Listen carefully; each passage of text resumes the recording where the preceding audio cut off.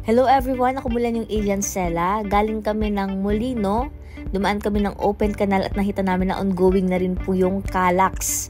And ngayon naman, papasok po ng Lancaster, ito po yung madadaanan ninyo.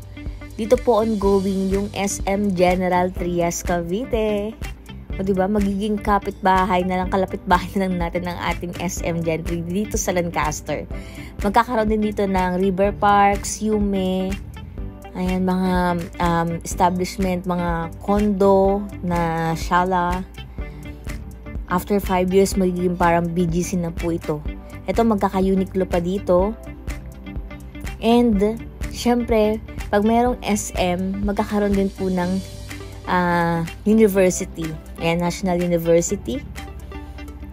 Yung mga anak natin dyan na mag-aaral, malapit dito lang dito sa atin sa Lancaster. Diba?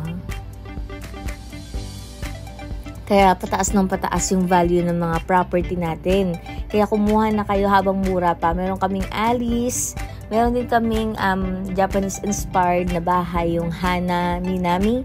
Nasa 4M siya, 25,000 monthly.